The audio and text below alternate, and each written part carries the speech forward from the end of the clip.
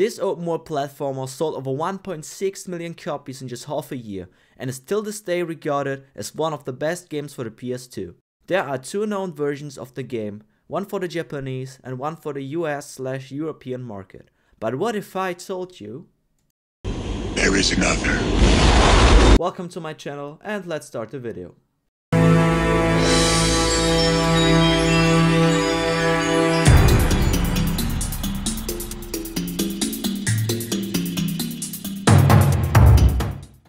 Jak 2 Renegade is a game developed by Naughty Dog and released on October 14, 2003. Came out 20 years ago. Do you feel old yet? That's so long ago. Yeah. It's the second installment in the trilogy and is until this day highly regarded as being one of the best platformers of the PlayStation brand. The community is active until this day and frequently creates content about the Jak and Daxter universe. There are a lot of reasons for the game's success, which was developed in only 18 months. While the first game's art style had a friendly, colorful and childish tone, it shifted into a significantly darker and more mature style, grittier visuals and a more complex storyline.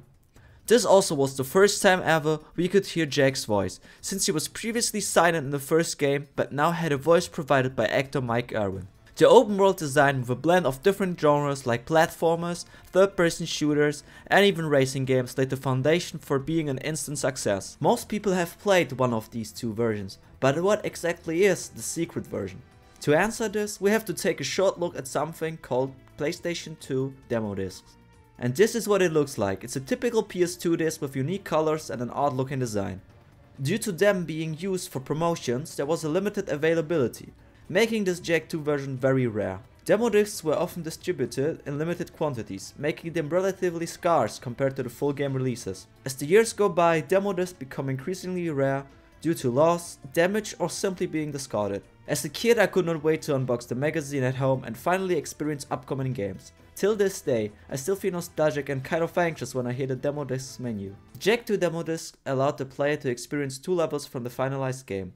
After watching a short intro sequence, the player can choose between two levels. The first one being Protect Zig at the pumping station and the second one Destroy Eggs and Strip Mine.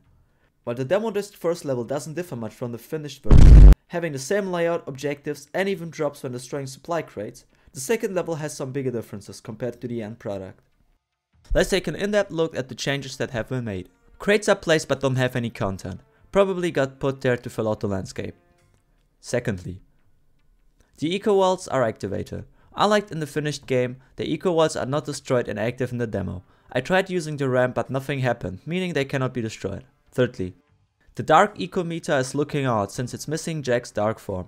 Sticking to that topic, the dark form is usable, however, it is limited to Jak's basic attacks, meaning you can't use the special abilities which can be unlocked in the full game. 4.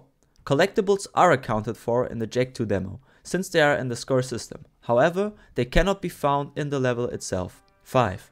The map has slight changes in some places, like this weird looking glow in the city and an overall different looking shader. 6. If Jak dies by falling, his scream won't play. Now let's get over to the biggest changes. Firstly, the menu. Not only is it incomplete, but if you listen closely to the sound effects, they got completely revamped in the final game.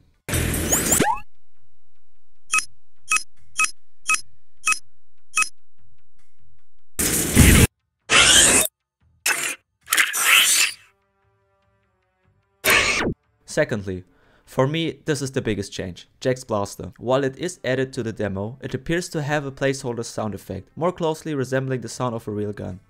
I tried looking for gun sound effects online, but could not find this specific sound file anywhere.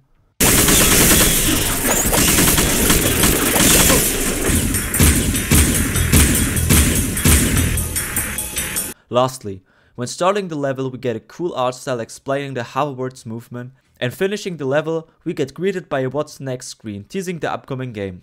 Overall, the feeling of Jak's movement on the hoverboard also felt kind of wonky and imprecise. Sometimes the movement wouldn't even register and Jak would fall to his demise.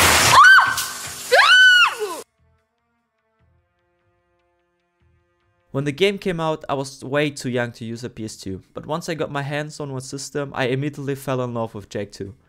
There is just something about the atmosphere of the game as well as the story and characters making Jak 2 a classic.